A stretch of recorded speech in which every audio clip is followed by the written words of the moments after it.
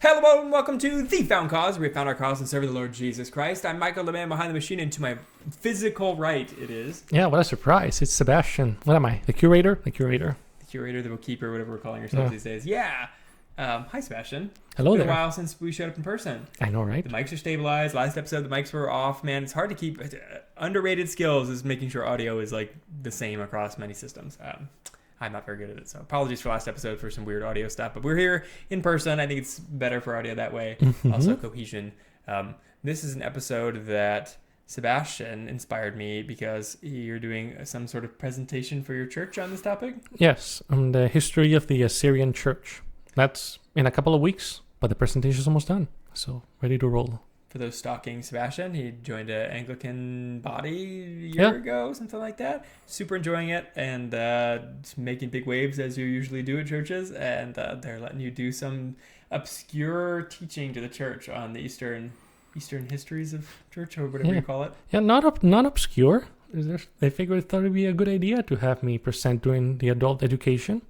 It's between services, so that's where they have guest speakers. They have had definitely more important people than me come and present at Messiah during these in intermediate times between services for the adults. So it is an honor. I am super excited.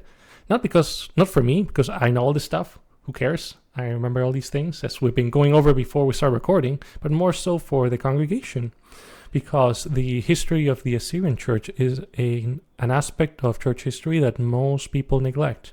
Since it's in a very different language. It's neither Greek nor Latin, sometimes, but not always. And normally, people in the US and Europe tend to be Eurocentric when it comes to Christianity. When they study history between, the ascension of Christ and until Martin Luther, or modern days. And very anybody who's watched our channel before knows this is like a passion project of Sebastian's is studying the Eastern Church, but I think we need to emphasize why it's important. You can see behind us a normal old map of what I would consider the world, but it's not the world. It's just Europe and like North Africa and a little bit of the Middle East. But you have to remember that I'm Western, most of us are Western, Americans have European heritage. Europe is like tiny in comparison to the rest of the world, and God has placed a lot of non-Europeans throughout the world. And not to get like liberal or like sappy on you, but Europe is not the center of the world, and Europe has influenced the world greatly ever since the 1600s or whatever you count colonialism as at its peak, and colonized the world. And clearly there's a lot of like God used blessing in that, just like God used the Alexander the Great and the Greek Empire to spread Greek as a common culture and language across the known world at that time, and the Persians before them, and the Babylonians before them, and the Romans after them.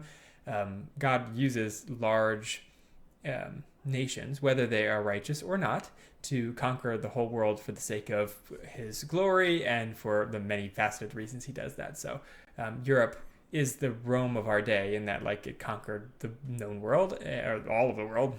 There's no more world to know. Conquered the world, spread English and French, a little bit of German, but mostly English and French as like the lingua franca to spread the gospel, the Bible. And every nation on earth, with the like tiny exceptions that missionaries are still diligently pounding out, has now heard the gospel, has the Bible in their language, and really has no excuse except that they need the time to inculcate righteousness and convert to Christianity. And so for that, Europe is important, and we're thankful for it. But the mistake, I think, that classical teachings of church history make are that we only focus on Europe, in that like Christianity starts in, I'm going to get my right there, in Israel. And that's where Jesus is born. The gospel goes to the Jews first and then to the Gentiles. And then we say, and then Paul took it all the way over here to the west, to Rome, to Anatolia, to Turkey, to Greece, to Spain, some would say. Yeah, some would say Spain. And then other missionaries brought it to France and England and North Africa. And, St. Augustine is from North Africa. And somebody cut down the tree. St. Boniface cut down the Yggdrasil tree in Germany. And is it even Germany? I think it's like Belgium, whatever. He cut down some pagan trees, and we crusaded against the pagans of Lithuania and Saxony, and like eventually converted the East and the West, and we think of the East as Russia and the West as France, mostly because everything was centering around the old capital of the Roman Empire. I'm gonna have a really hard time pointing in this way, whatever. You know where Rome is. It's in Italy, Rome. And anything west of Rome was considered Western, and anything east of Rome was considered Eastern. But again, because Europe is so tiny, the East goes really far the other way, way off the map. And as it turns out, God did promise that the gospel will be spread to the whole world. And before Europe colonized everything too. And anyways, it did. That's what we're here to say. So most Christian histories will say, oh yeah, it also spread to Ethiopia. And it also spread like kind of to Syria, like kind of right here. That's about where it stopped. Christianity stopped at Armenia and Syria and Ethiopia? And Ethiopia, and down here in Ethiopia. I can't point down in my books. But do you have more to say about that? I think modern scholars are coming around to the fact where, as we're translating more works, and scholars are tired of the boring old narratives of regular, common church history, they're reaching out to all the obscure stuff, and Sebastian is one of them, and has found details of the spread of Christianity to not just the Western empires. And it really, to me, it embarrasses the apostolic, quote unquote, apostolic churches that have built their claims to being the only true churches based on fake history. They've done it for years, like hundreds, maybe thousands of years now. They've used fake history to try to promote their own church. And some examples: the donation of Constantine. Mm-hmm. I've been to Rome and I saw the column of Pope Victor commemorating the donation of Constantine, and then someone during the Renaissance realized this is a forgery. I can't say this out loud. I'm gonna write this down, and when I die, I'm gonna publish my findings, because he don't want to be burned at the stake, because the papacy would execute him. But yes, stuff like that, the donation of Constantine, or the councils of, so much gaslighting, so many councils, like in people that went against iconoclasm in the Eastern Orthodox Church. They said, we have always venerated the holy images, and we will do so from here on out too, because we have done this since the time of the apostles. But that's demonstrably false. That's gaslighting. Yep. Just some examples, just to back up what you were saying. Well, and the most famous of those, so those are great examples. The most famous of those examples is that Peter's seat is in Rome, and therefore Rome is the center of the Christian world, that the Pope and the Catholic Church, and that the church has always been centered in Rome, and everybody in the church has always honored Rome as the central authority of Christianity, and basically anybody that didn't is like a notorious heretic. The Eastern Orthodox, when they split in the thousands, are like a very famous time. But even then, like, everything is centering around their relationship with Rome, and like they were either with Rome and good, or they went against Rome and were bad. But like everything was related to Rome. But it's just not true. Like, yes, in the West, Rome is big because Rome is an important city, and therefore things that happen in Rome are important to people. But the East goes way farther than those who are quarreling with Rome. It goes all the way into China. And the Chinese did not care what was happening in Rome, didn't pay homage to the Roman emperor or the pontiff or whoever. And so a lot of the assumptions made by the Roman Catholics that they are the forever church, and that any schism churches have just left them, is also demonstrably false. I would say as demonstrably false as the donation of Constantine is a fake document, it's also demonstrably false that all churches that are Orthodox, like believe regular things, have cared about Rome. And Rome tends to say that, like, anytime they find a church, they found churches in India when they traveled there in the 1400s that were Christians already, because Christianity had already come there, and they pretend, oh yeah, these people paid homage to the Pope. They did not pay homage to the Pope. After you landed and threatened them with death, or they convert to your religion, some of them converted, but not all of them. So no, they did not pay homage to the Pope. It's crazy. The Pope is way far away in an irrelevant country to southern India, and so no, they followed Christianity without the Pope. There's a funny story with that they tried to do the Portuguese tried to do a naval blockade, in southern India to prevent a new bishop from being ordained in Baghdad, the area of Baghdad, and being sent, travel all the way to southern India to rule, his bishopric. They're like, nope, can't come. That's just cruel. Imagine traveling all the way from Baghdad in a boat, paying all these Portuguese tariffs, because they had pretty much all trade posts were owned by the Portuguese, and you get to India, and then they have elected some other clown in your stead that's, paying lip service to Rome, and then now you have to go back to Baghdad, and you can't do anything. So there was a lot of sabotage by the Portuguese once they discovered that there was a independent Christian community, and independent from them, I mean, in southern India, in Malayan coast.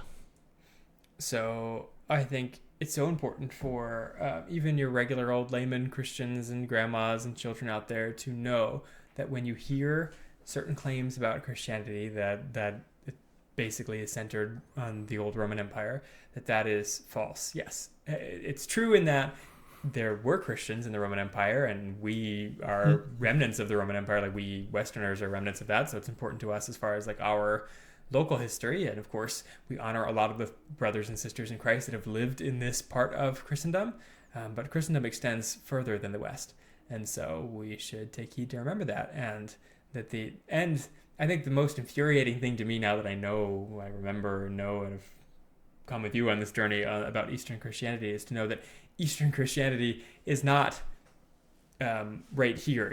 Eastern Christianity is not Constantinople and Turkey and Russia and the Middle East. Like, that is east of Rome, but that's really it's still Western Christianity. It's still old Roman Empire Christianity. And so when we call that Eastern Orthodoxy, that's crazy. It's like calling Minneapolis, Minnesota, which is dead center of the United States, Eastern United States, because like you live in California, you're like, well, that's way out east in Minneapolis, but like it's not really east. It's like in the dead center of the country.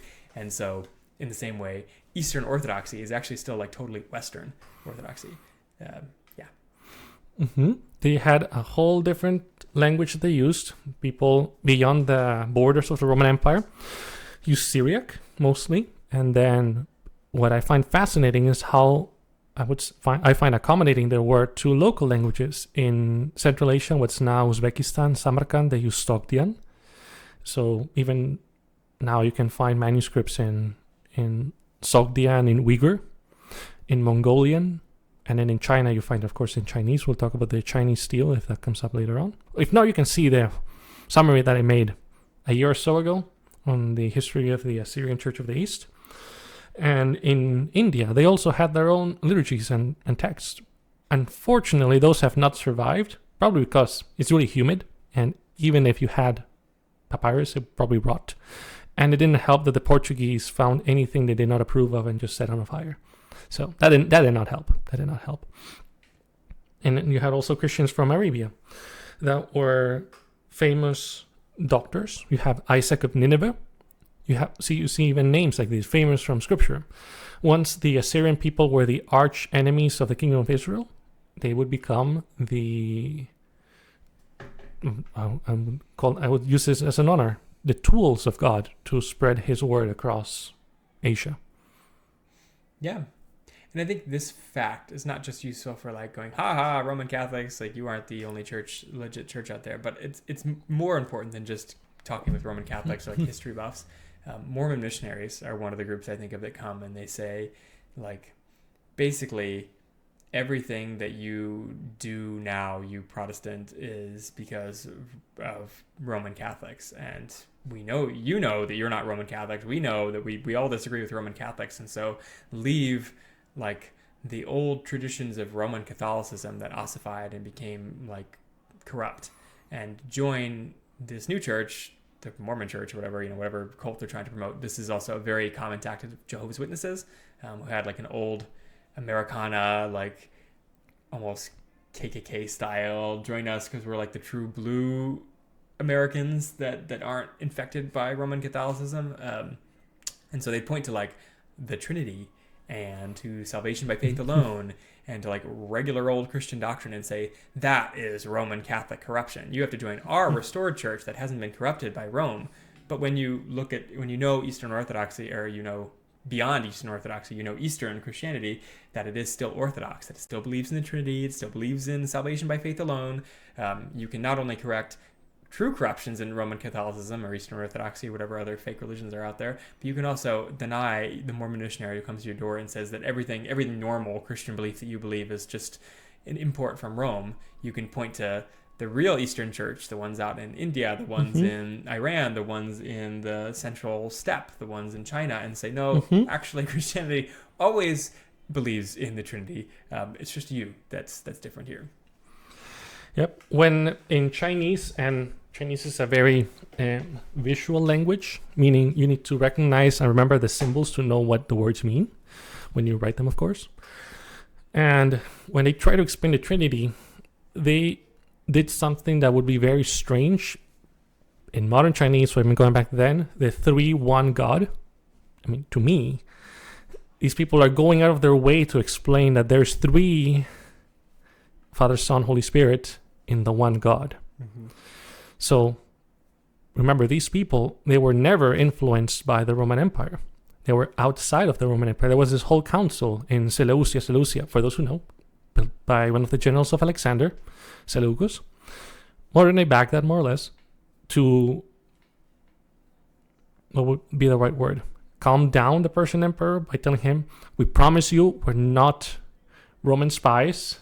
Just because we're Christian and Christianity came from Judea, which is in the Roman Empire, we promise you, pinky promise, we're not spying for the Romans. Please leave us alone. Stop killing us.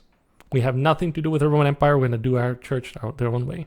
Okay, these people, they really didn't attend Nicaea or any of the councils except for, would you count if Nestorius joins the Eastern Church? I mean, was he really a Chalcedon? Were they really a Chalcedon? I don't think so, but and they had their own councils, they had their own theologians, and lo and behold, they still believe in the Trinity. They believe in the oneness of God. You have this Patriarch Timothy I who debates with Caliph al-Mahdi in 782 on Christianity versus Islam. You will notice Islam has changed zero in their arguments against Christianity. All the stuff that David Wood, goes famous YouTuber in the Christian sphere, debater of Islam, all the arguments that he destroys in his videos that Muslims present to him, they're identical to what Caliph al-Mahdi said over 1,000 years ago, which to me is kind of sad because they weren't that good back then. They're not that good now. So embarrassing. Clearly, they were holding their own ground in debate and disputation against other religions. And they went out of their way to communicate Christianity to these other belief systems that were not so-called Western systems. How do you explain the Trinity to Chinese people in the year 600? How do you explain... first you have to tell them where Bethlehem is, and that's going to be a struggle on its own. Same with the Roman Empire, especially if they've never traveled or if they're not that erudite of a Chinese audience. But how do you explain sin? How do you explain real salvation? Because if you say the word salvation, we have to be careful. That means one thing to a Buddhist, but salvation in Christianity is not reincarnation or exiting existence, right? It is still existing. Yes, still existing in the afterlife, right? So, just to give you an example, to see that they were lowercase Orthodox. This is from Sutra on Hearing the Messiah. This is in Chinese and Syriac from the year 700. As a lamb goes silently to be slaughtered, so he was silent, not proclaiming what he had done, for he had to bear in his body the punishment of the law. Out of love, he suffered so that what Adam had caused should be changed by this. While his 5 attributes passed away, he did not die, but was released again after his death. Thus it is possible for even those who fail to live after death. Through the holy wonders of the Messiah, all can escape becoming ghosts. All of us are saved by his works. You don't need strength to receive him, but he will not leave you weak and vulnerable without Qi, the life breath. I assume that means the Holy Spirit. Because again, how do you explain Holy Spirit to a Chinese audience? There are other texts that refer to Jesus as the raft of salvation, like a very thin layer piece of wood that you can float on across the river. Why? Because in Buddhism, the Buddha comes for your soul on a raft, and he takes your soul on that raft across a river to the afterlife. So instead of saying the Buddha does this, he's saying Jesus takes you. You might question, is that a good way to communicate in the spiritual realm to a Chinese audience? Maybe not, maybe, sure, doesn't matter. But these people are going out of their way to explain Orthodox Christian belief to a foreign audience. At least that's what I see. Well, and this brings us to the I think the justification section, because I'll say it's not like Roman Catholics or Christians throughout the ages were totally insane in that they knew that there were more of the world than just the Roman Empire and just who they had contact with. But the typical way they have dealt with Christians outside of their sphere of influence has been to say, those guys are heretics, right? They don't listen to me, they are heretics. And so I think it's worthwhile spending some time, like we are just now, and maybe more, justifying that these Christians that lived in China in the year 600, in India, in Iran, in Central Asia, and like all these places you don't expect Christians to be early on, but they were legit Christians. They weren't pagans or heretics. And typically they are referred to as Nestorians, which is a kind of heresy. Why aren't they heretics? Why aren't they, like Westerners typically have always just said these are Nestorians, and so they're just pagans. Heretics, not real Christians. Why are they legit Christians? Can I ask you, Sebastian? First, you have to say who Nestorius is. He was Patriarch of Constantinople, Eastern Orthodox, and he got in trouble politically with a lot of his contemporaries because he did not want to use the word Theotokos, which means God-bearer in Greek. For the Virgin Mary, he wanted to say Christotokos. And I ultimately think this, and other scholars besides me would say, more intelligent people than me, would say that clearly this was all political games. They wanted him out because they didn't like him. They wanted the position. They wanted political favors, whatnot. So this was as an excuse, intentional misunderstanding. He did not want to undermine the Virgin Mary by saying that, or Christ really, because it was all about Christ. Christotokos, Christ bearer. He wanted to emphasize the humanity of Christ so that going back in time too, you had the weird heresy of Gnosticism in which the divinity of Christ is overemphasized, and you have other strange movements too throughout church history.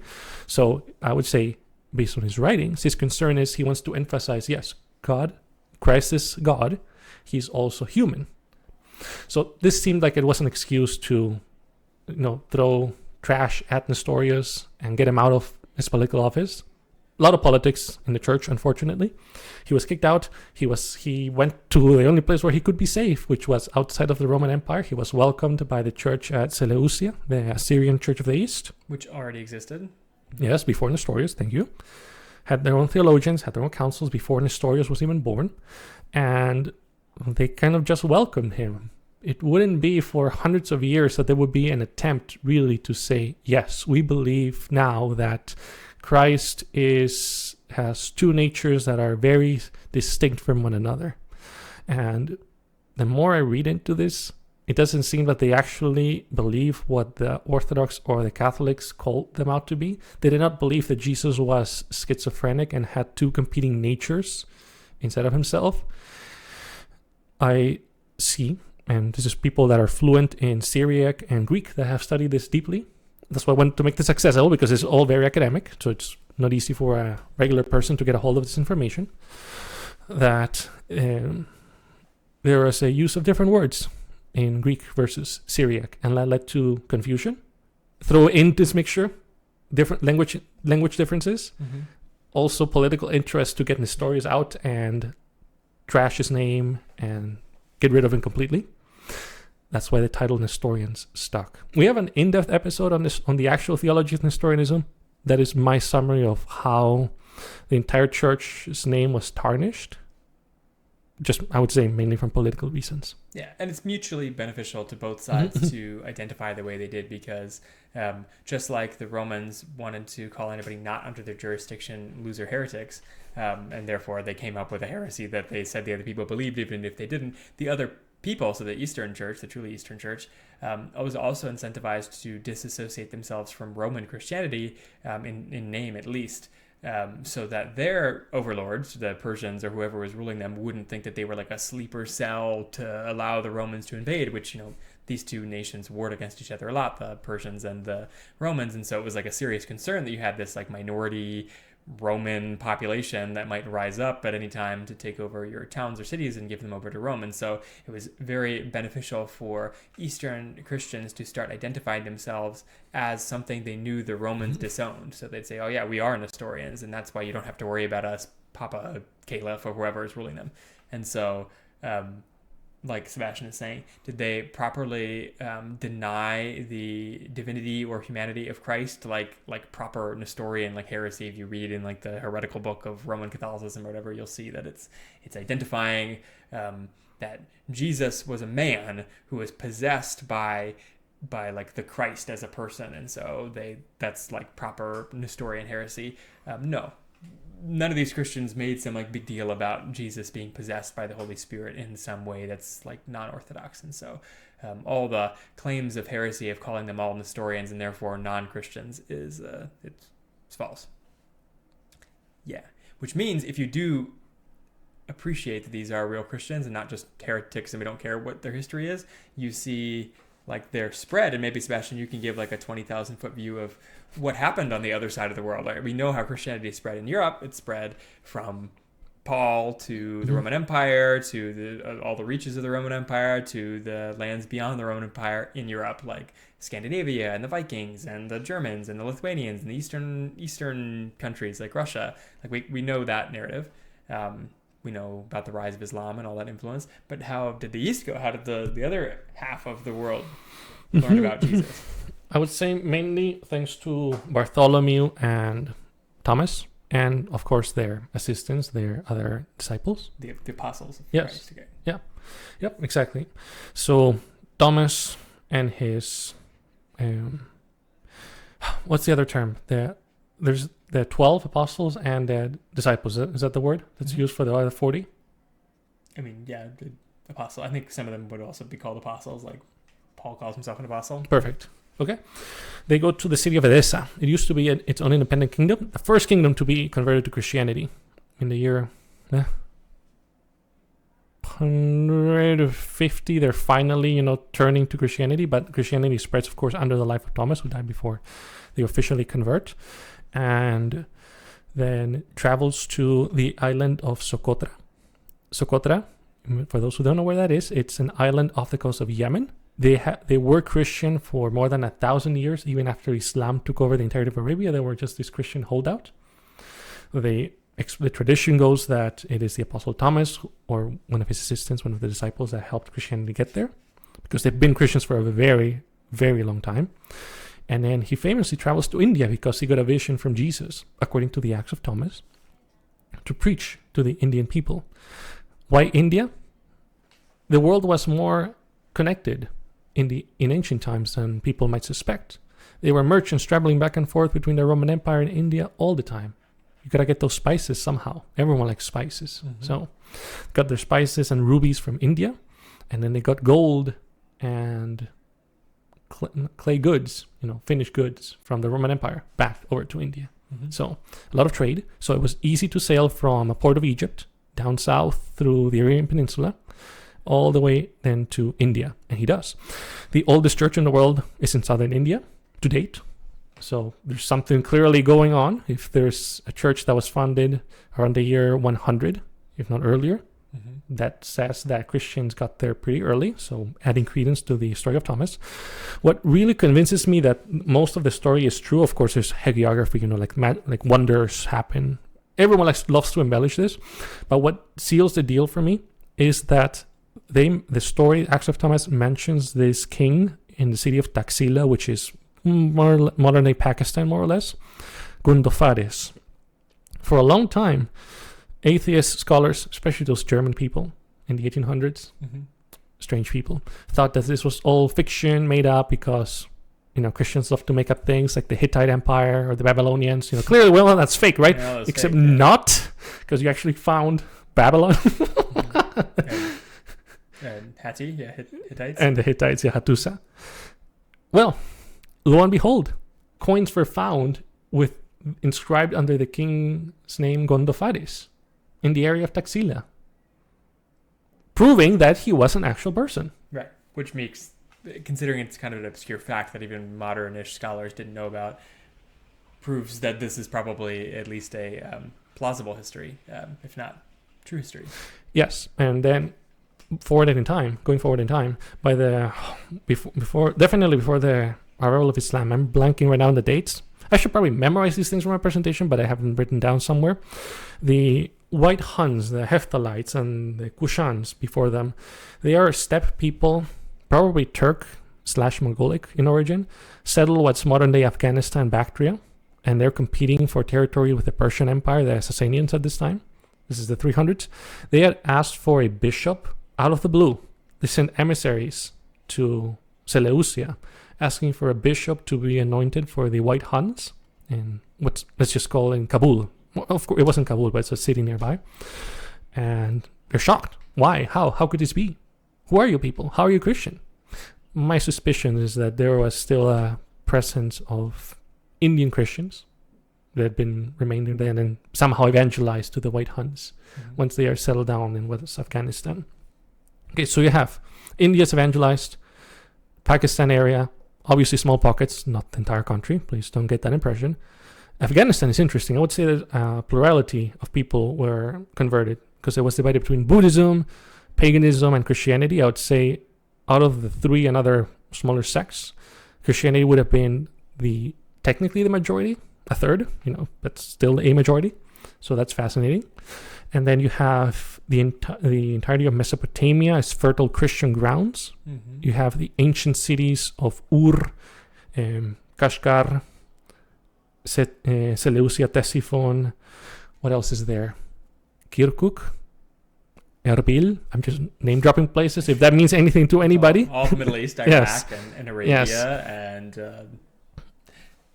Azerbaijan, this is much harder than what it looks like. Iran, right there. Syria, Lebanon. Right there, yes. Lebanon, yes. Famously a Christian country into the modern day, until like very, very recently. Jordan, Egypt. Those are Roman Empire places, but like all the Middle East that you think of, like all the countries you can think of, had Christianity spread to them. Yes. Why? Because they all had a common language before Arabic. Actually, Arabic also helped in a way. Syriac, Aramaic. So that language facilitated the spread of Christianity there. I would say also God playing 4D chess through Alexander the Great, who was a very sinful man, but still, he appears in scripture and God uses him for his purposes. The fact that he's planting Greek people all over the world makes Greek the lingua franca. So the moment you leave the Roman Empire, go eastwards towards China, you could comfortably get all the way to China speaking Greek. Mm-hmm. Obviously, you're going to struggle the farther away you go, but Greek was a known language even to the Chinese. So again, God in his incredible game of 4D chess plants some seeds centuries earlier, and then you see it unfold hundreds of years after. So knowing Greek and Syriac, you could get to China. All the trade routes, there were merchants going in and out all the time from China into Persia and then into the Roman Empire. So you could comfortably... it's the ancient world, so it's not going to be an easy trek, but you could reasonably do it and live and do it multiple times without dying necessarily. So that is something that helped. The Persian Empire's evangelized. Modern day Azerbaijan was majority Christian. Actually majority Christian, hard to believe. They were called the Albanians, not to be confused with modern day Albania. Iberia is also in that area, not to be confused with modern day Iberia. Iberia is Georgia, not to be confused with the state of Georgia.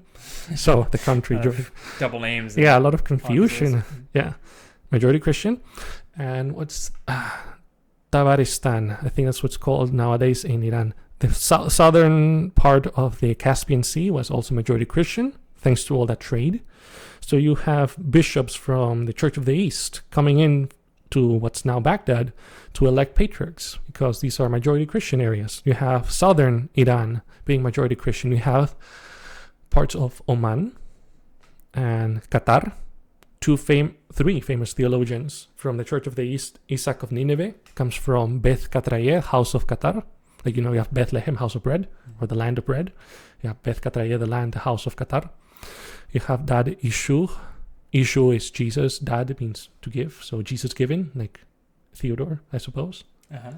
And you have, who else? Gabriel of Qatar. So you have all these people who come from Arabia, not very Roman, not very European, who are important theologians for this church. You have Arabia. See, look at that. More things, I keep reminding more things. Arabia was filled with Christians before the arrival of Islam. The Lahmids, vassals of the Sassanids, the Ghaznanids, vassals of the Romans, Christian. And then, what was this other kingdom? I just learned about it today. Kidar, Central Arabia, where it's Riyadh is now, more or less. Also, majority Christian. I did not know that. I was not expecting that part of Arabia to be majority Christian. The western coast was mostly polytheist, where Muhammad would appear in the future. And then you have southern Arabia, also part Christian, part Jewish, with Himyar, and Najran being a Christian city. And then eventually it's going to spread to Central Asia. Cities like Samarkand, Merv, Bukhara, and what's that other place in Kyrgyzstan? Suyab.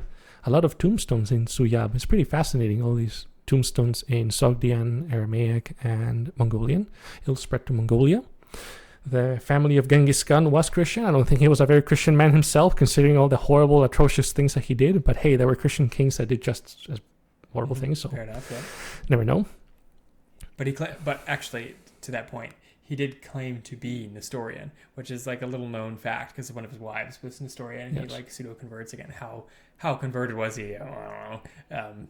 Certainly kept some pagan practices at the end of his life. But it is interesting. Like people don't think of. I don't think of. And most people don't think anything of Genghis Khan at all. But if you're thinking of Genghis Khan, you don't think of him being connected to Christianity. You think of him being like crazy warlord from the east that's pagan and yucky monster or cool monster, but certainly not Christian. That's lame or whatever, too Western. But no, like one of his wives was Christian and therefore he claimed to be Christian, however real that was, which is kind of mind-blowing because obviously he wasn't Roman Catholic, obviously. Mm-hmm. And so the only defense that Roman Catholics have there is that, well, he must have been a heretic. He may not have been a legit believer, but he wasn't a heretic by trade. And like Islam, I guess, covers a lot of this up. People think of, Americans think of, Europeans think of the Middle East as just being Islamic, but it really has been a strong minority Christian for eons past when Islam conquered it all. So you're getting the picture here that India, China, Central Asia, which used to be more populated than it is and is becoming more populated these days, so maybe it'll have a comeback. Iran, Arabia, like all the places that had people, Christianity touched. It's really the exceptions that are surprising, not the places where Christianity didn't touch were the rare places, not the rest. Like Christianity touched basically every place with a big portion of population. The exceptions being like, I don't think there's evidence of it hitting Japan until Catholics that's controversial. I have found this obscure paper on the fact that there have been Assyrian crosses in this temple in Japan that are just rocks that have been stashed away in the monastery. Does that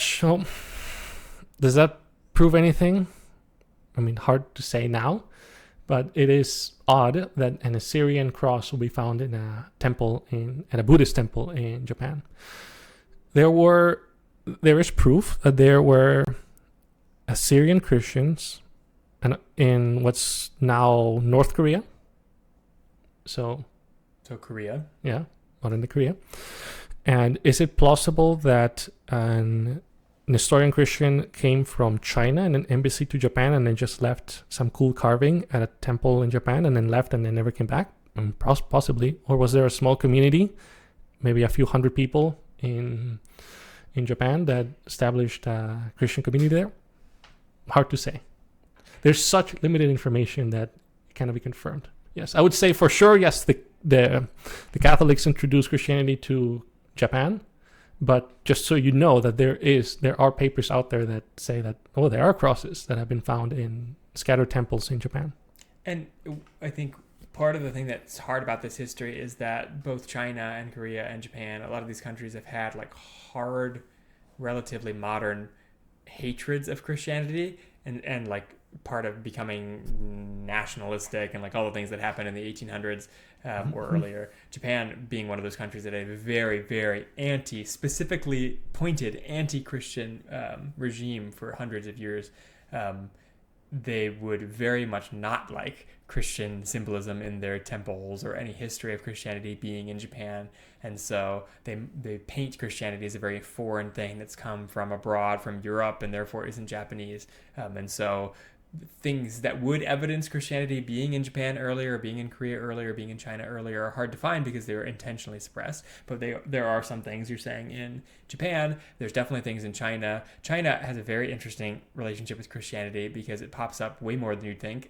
Even in the Chinese Civil War, the recent one that made communist China and Taiwan, Chiang Kai-shek converts to Methodism.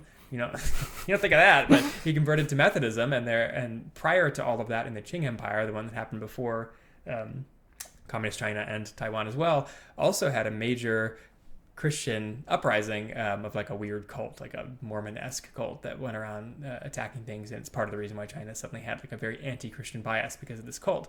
But for there to be a pseudo-Christian cult, there has to be some Christians somewhere to be trying to convince to join a cult, and so Christianity definitely known in China prior to the West. So it's not Western missionaries that made Christianity happen in China or Japan. Of course, Western missionaries have gone there now, and it's Western missionaries that really converted modern day Korea and are doing the work in China and some of these other countries. But it's not like these countries were totally, the gospel was never shown in this land of darkness until, Bobby Lee shows up or, some American shows up and does something.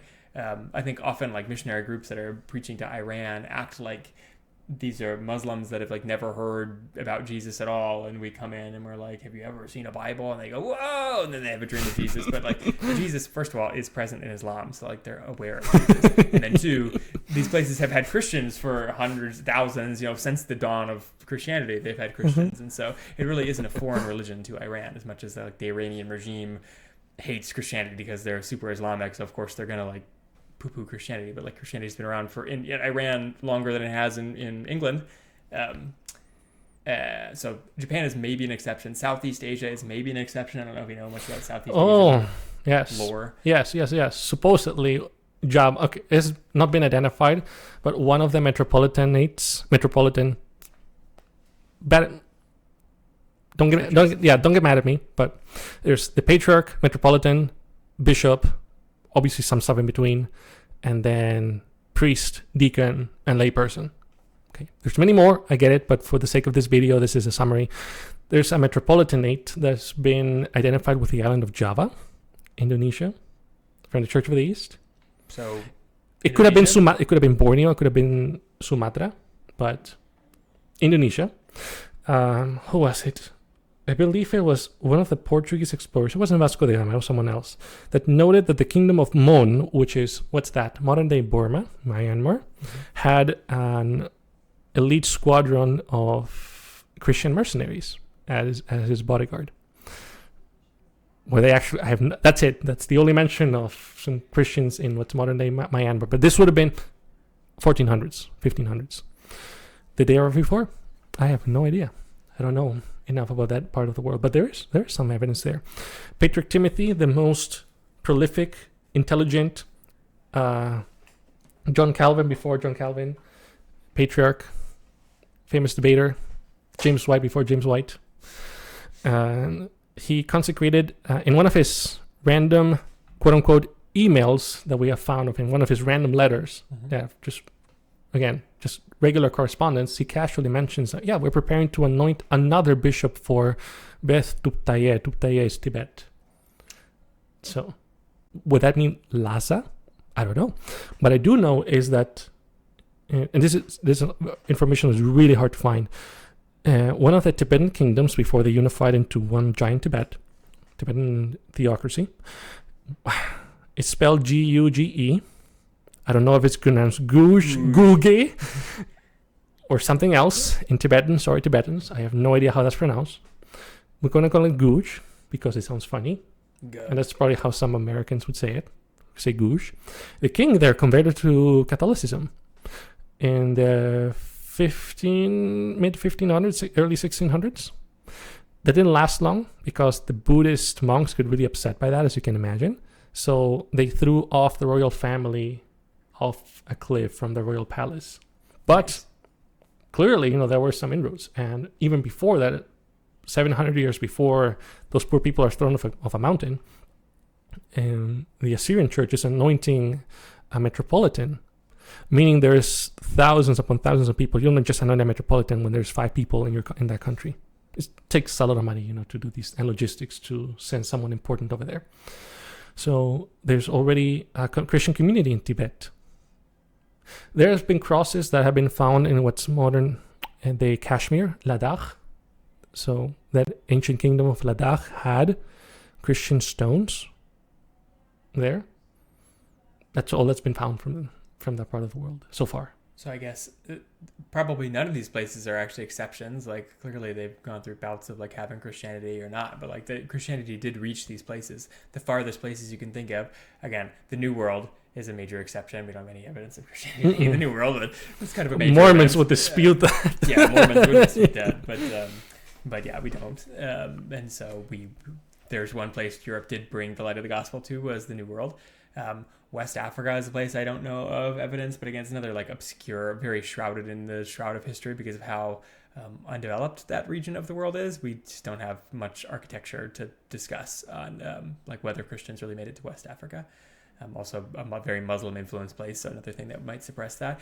East Africa though, so like Kenya, Tanzania, all that area, definitely influenced because of Ethiopian Christianity, but also the Indian and Arabic traders that we already talked about. So it is, again, the obscure exceptions of the world that did not receive the light of the gospel well before the modern day. So that's very cool, heartening, and these versions of Christianity, as far as we know, totally orthodox. Like when we have their theology, it's orthodox. If we don't know the theology, of course we can't speak to how orthodox they are, but they weren't.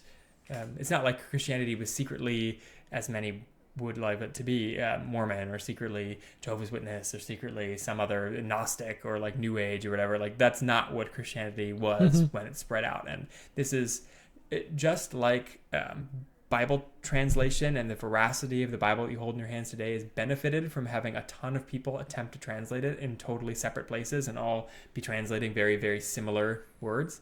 I think the veracity, the truth of Christianity is as something that people haven't like made up or corrected or censored over the years, is proven out by the fact that it spread to all these different places, and the theology is so similar. It's not perfectly identical, but it's so similar that points you to the fact that this was the original Christianity that spread to the whole world, and it hasn't been doctored or censored or centralized by Rome or by any other authority, which is heartening and a lot like God. God seems to write that story a lot, where the only person you can point to the success of this movement is God. You can't point to one person that made this happen.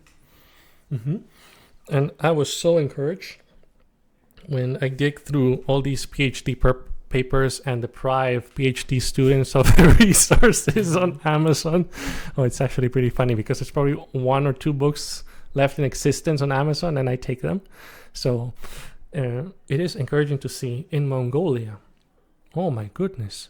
I would have thought maybe there's one cross that's been left, after 1,000 years. You can just walk. Probably can't walk there. It's probably die in the desert, in the steppes.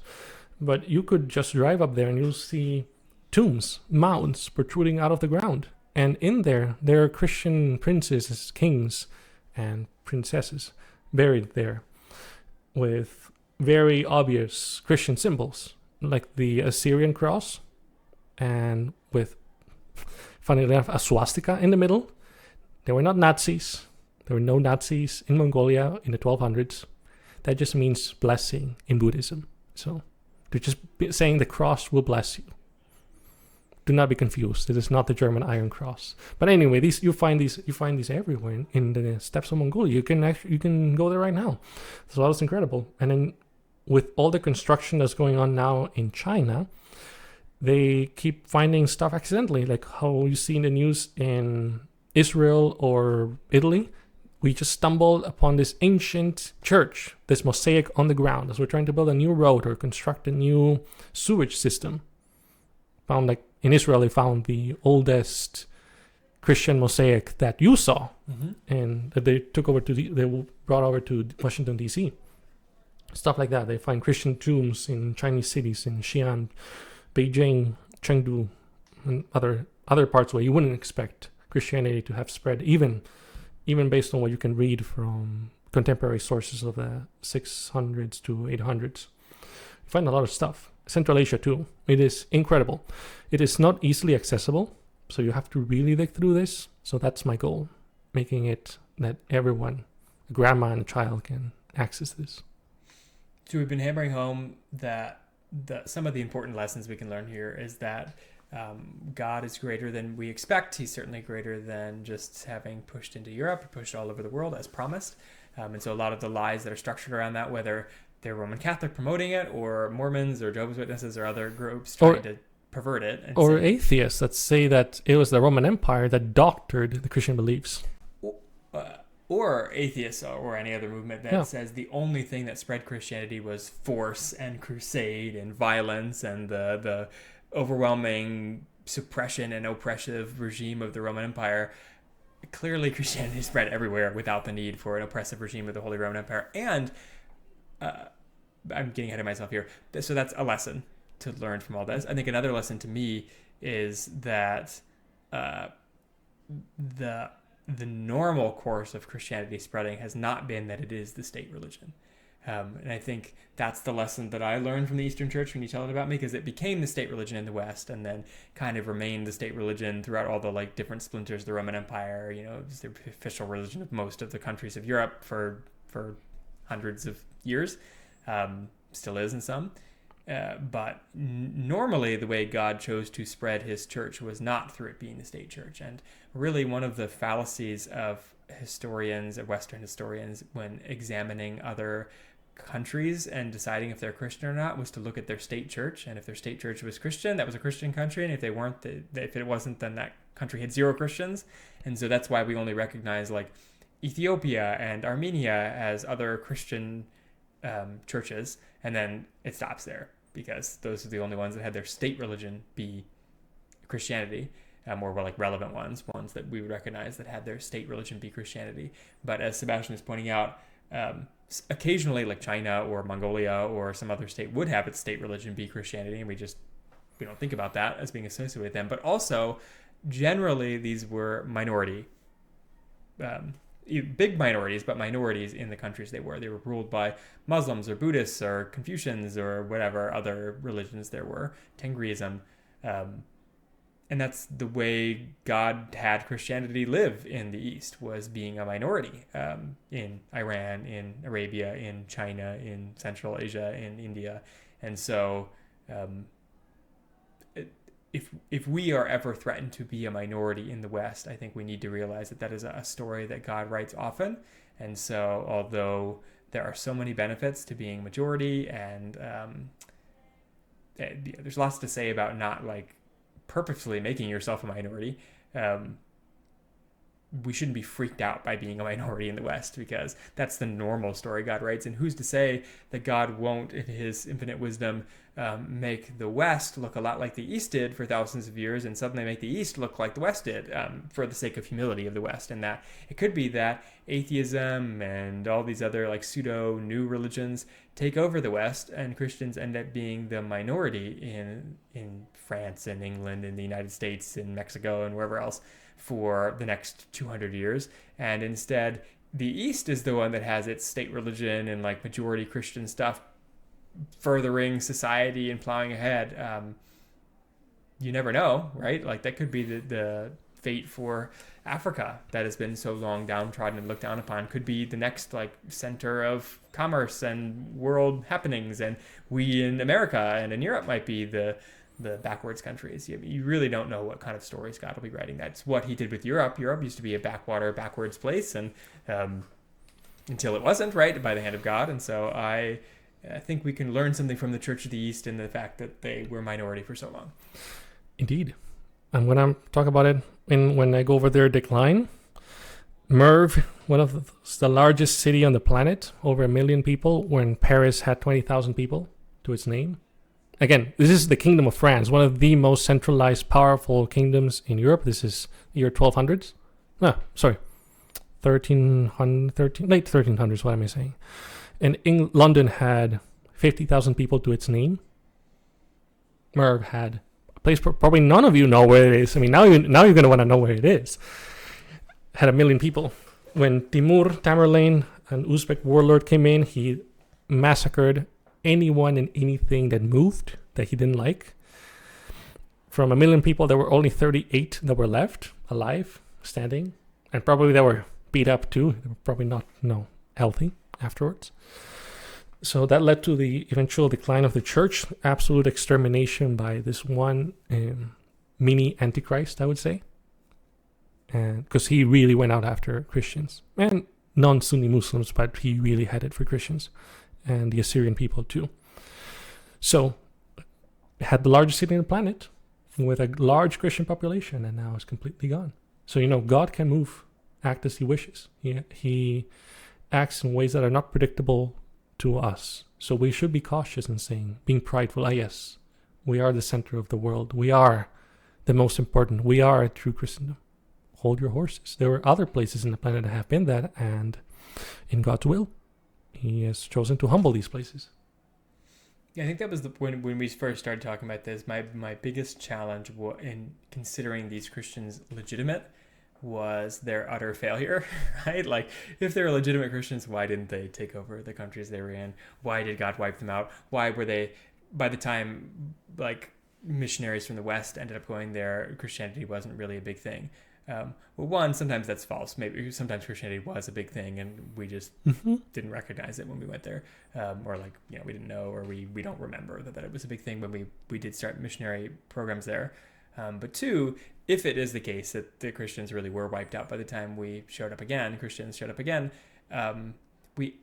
Sebastian made this point, and I remember it still to this day, that God is sovereign. And if a warlord like Tamerlane comes in and is the wrath of God, it very well may be a judgment on the majority nation. So like, say, Iran or whatever country is there in the Middle East, when they're majority Muslim and they have a strong minority Christians. The Christians are a blessing to that country and are producing well outside their worth for the economy and science and law and in good conduct and righteousness. And so they were propping up essentially the regimes that taxed them and lorded over them and kept them, as serfs and slaves under jizya and under Islamic law. And so in God's providence, he decided, this is a theory here because who knows exactly all of God's purposes, but to bring in destroyers that destroyed these nations, including the Christians, to remove the blessing that the Christians were from those nations, so that the wealthiest, strongest center of the world nations like Persia, like Iran, like the Middle East, which used to be the richest portions of the world, Merv, all those random places you never heard of, he wipes them off the map in order that they might be humbled by Christian majority nations, right? Like the backwater West that was Christian majority ends up being the ones that utterly humiliate these countries that used to be the center of the world. Nebuchadnezzar owned Iraq and said that there was no empire like him. And today the Americans pop in with half our military into Iraq and completely topple it, completely destroy it within 4 days or however long the Gulf War, the first Gulf War took. And so that to me is less how great the United States is and more how fearful we should be of God, who took the greatest nation on the earth, and made it dust and ashes, which is what we think of Iraq and Iran today. And so it's less necessarily a judgment of the Christians in those areas and maybe a judgment of those who ruled over the Christians and God removing the Christians, because the Christians, when they die, they go to heaven, right? It's not a bad thing to the Christians in the grand scheme of things. And God is sovereign, and he can end the story of Christianity for 200, 300, 400, 1,000 years in a nation for his greater purposes. Yeah. So I don't think it's an indictment on the legitimacy and the fervor of the Christians in these places that they didn't end up being the majority, because God is a much more patient author than we are. And it could be that those nations have just not yet become Christian majority, right? It could be the next 200, 300,000 years from now they will be. Would it be fair to say, how the kingdom of Israel had a lot of sinful people, But yet, righteous people like Daniel were carried off as slaves to their conquered nation. Mm-hmm. Like Daniel didn't sin, but he still suffered the consequences of the majority people that were pagans in Israel. And Daniel was a very legitimate God-fearer, right? Yeah. A saint, whatever you want to call like a true Christian. And he never converted the Persian Empire to Judaism. So is it a mark on is he faithless just because Persia never became Jewish? No. Yeah. So I don't know if you have other comments or lessons we should be learning from the Eastern Church. You've said that, how we shouldn't be discouraged with a minority. We should be focused on being a light to the world, because what made Christianity spread, in my humble opinion, easily across so many countries.